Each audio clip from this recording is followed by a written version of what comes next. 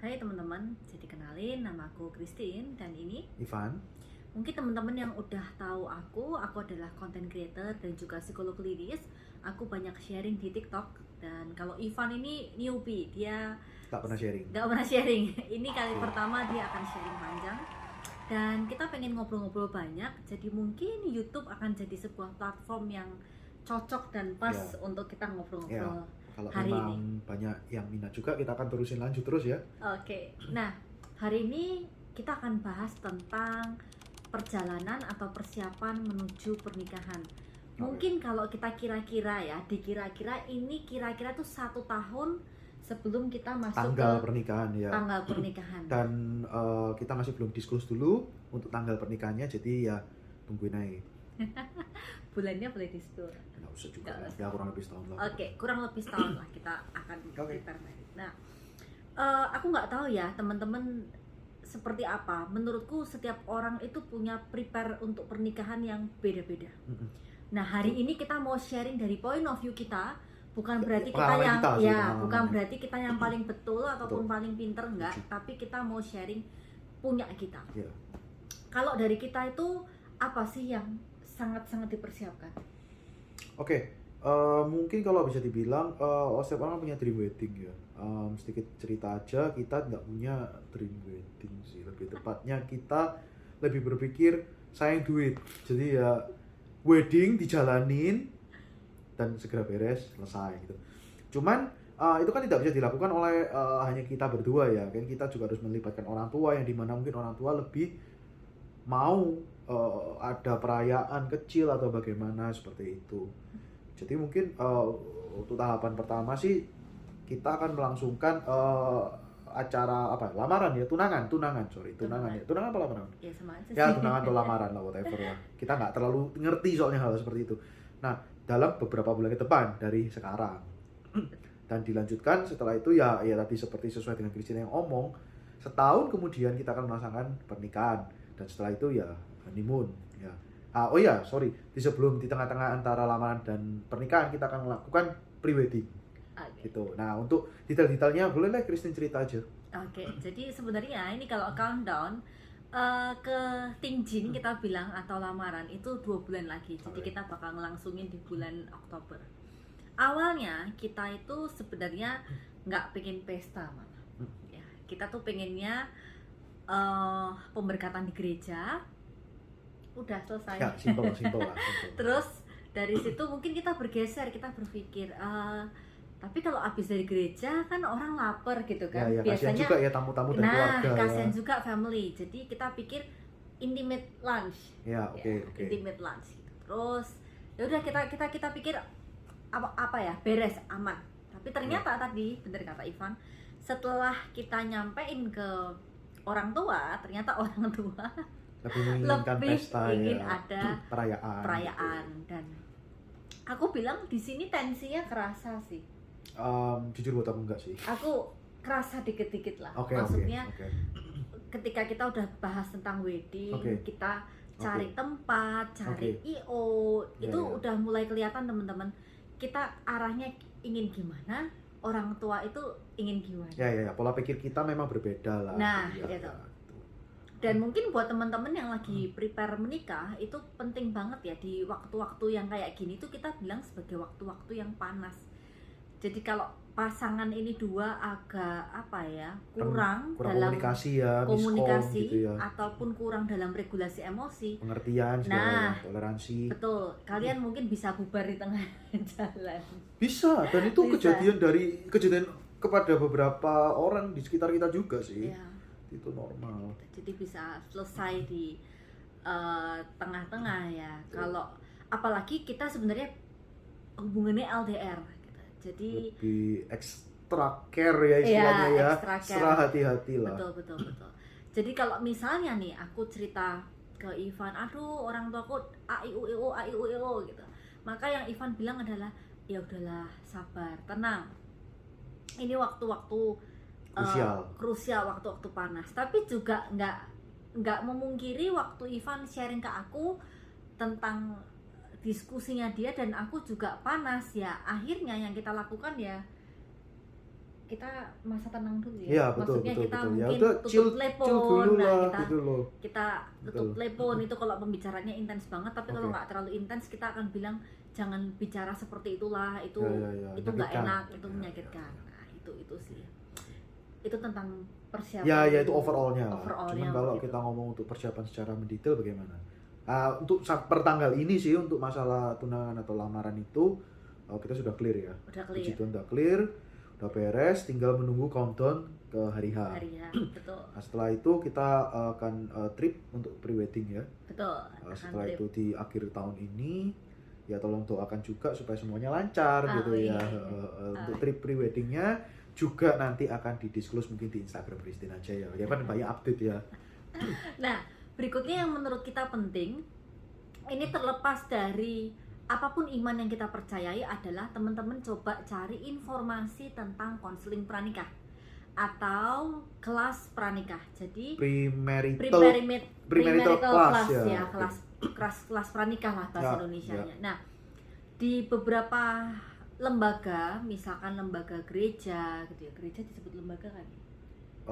Atau lembaga independen lah ya. Intinya bisa di gereja, bisa di lembaga independen. Itu mengadakan kelas pranikah, tapi kalau dengan psikolog kita bisa sebut dengan konseling pranikah. Itu menurutku penting banget ya, kalau di istilahnya cari tahu deh apakah dari tempat ibadah mengadakan bimbingan pranikah itu. Kalau nggak ada, teman-teman cari di luar, entah dari pemerintah mungkin ada penyuluhan atau dari psikolog Y.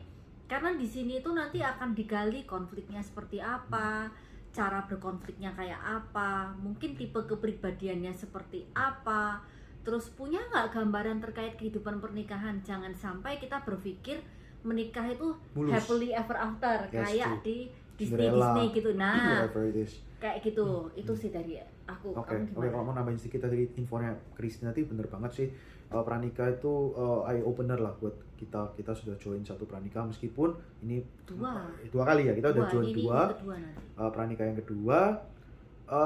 Satu hal yang saya boleh quote dari pranikah kemarin adalah lebih baik kita punya konflik muncul di tempat pranikah, besar-besaran bertengkar tapi beres, tapi kita saling mengerti, daripada konflik itu tidak kita ketahui dan setelah kita masuk ke dalam pernikahan konflik itu semua muncul, kita yang rugi sendiri.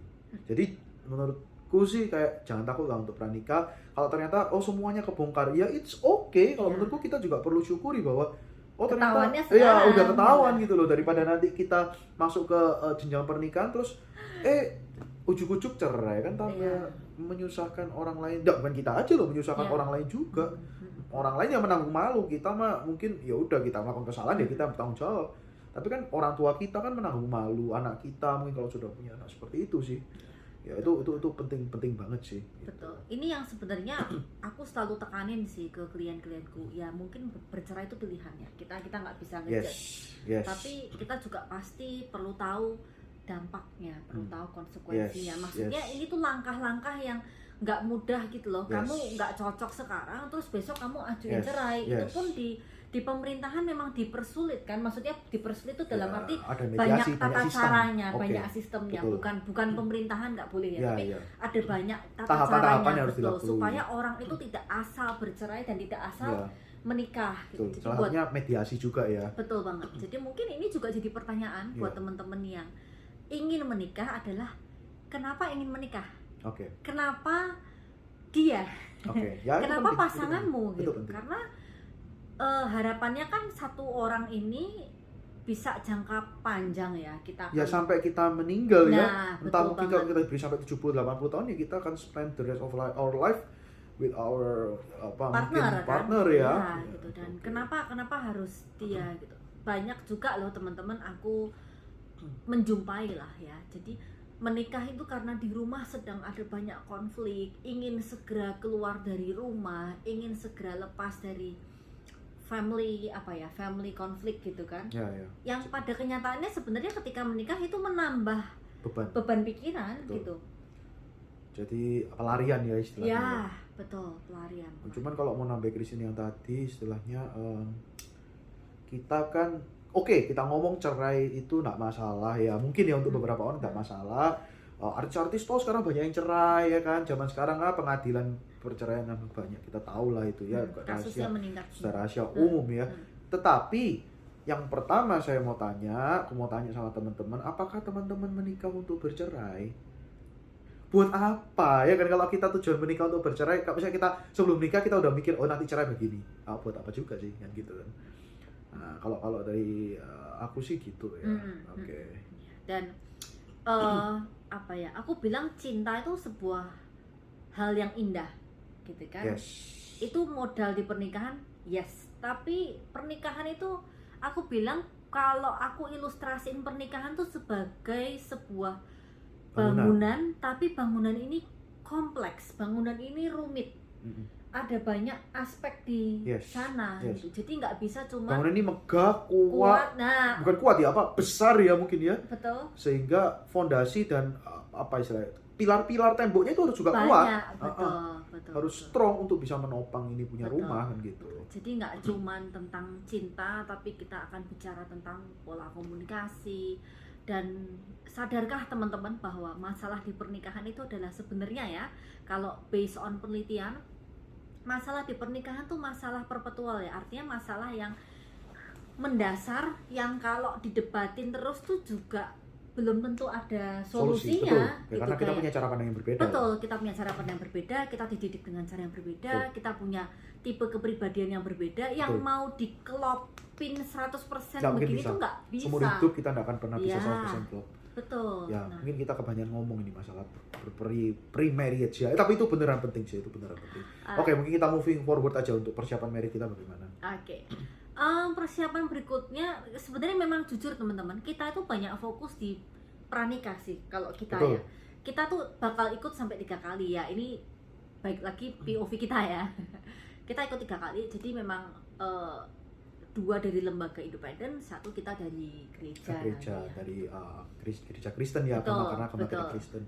Betul. Terus untuk masalah persiapan pernikahan mungkin baru kita sih sudah istilahnya sudah sempat browsing dan research juga ya. Jadi katakanlah mungkin kita udah oke itu mungkin sekitar 10%. Ya 10% lah persiapan kita. Betul. Progres, jadi masih ways to go, masih panjang perjalanannya. Tapi mungkin ini aku bilang masih panjang adalah ketika membicarakan tentang persiapan betul. Pesta perayaan.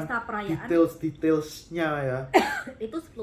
Betul. Tapi kalau bicara tentang di balik layar, kesiapan hati dan sebagainya ya. Terus kita kesiapan mungkin dana gitu kan. Kita ada kesiapan tempat tinggal, gitu. Kita juga mempersiapkan tempat tinggal dan isinya, itu kita cukup lumayan lah, udah ya oke lah, 30-40% lah ya. Aku bilang 50% ya, kalau untuk persiapan terkait dengan tempat tinggal, bagaimana saya pindah kerjaan, itu gitu kan. Penting banget loh itu. Mungkin kita akan bisa bahas untuk next video lah. Jadi beda-beda teman-teman. Di video ini yang kita mau sampaikan mungkin lebih overall-nya kepada overallnya aja, bahwa kalau dari kita pribadi kita lebih mempersiapkan di baliknya, jadi nggak hanya pestanya aja, tapi mungkin lebih ke mindsetnya, kesiapan hati, gitu kan, kesiapan keuangan, dan juga mungkin lebih ke kesiapan pindah kerja, karena aku pasti pindah, aku dari Semarang kan pindah ke Surabaya, dan lebih ke mempersiapkan diri untuk menghadapi, menjalani peran-peran baru, yaitu peran sebagai suami istri dan peran sebagai anak menantu. Ya, kita siapkan mental. Ya, itu. Mungkin aku bilang persiapannya itu sih nanti kita bakal update perjalanannya. Ini 1 tahun kira-kira menuju pernikahan. Kalau ada update terbaru pasti ada. Kita akan bikin video berikutnya. Itu sih kalau dari aku. Mungkin Ivan, kamu ada mau share lagi ke teman-teman? Mungkin so far seperti itu dulu, karena memang kita baru ringan banget sih, dan ya ini our first episode, dan semoga kalian suka juga. Kalau kalian cocok, pastikan kita akan juga bikin video selanjutnya lah. Anyway, ini posisi sekarang adalah Ivan yang lagi ke Semarang. Nanti aku akan bikin video lagi ketika aku ke Surabaya dan ketika ada update berikutnya. Sure. Thank you so much. Thank you for watching.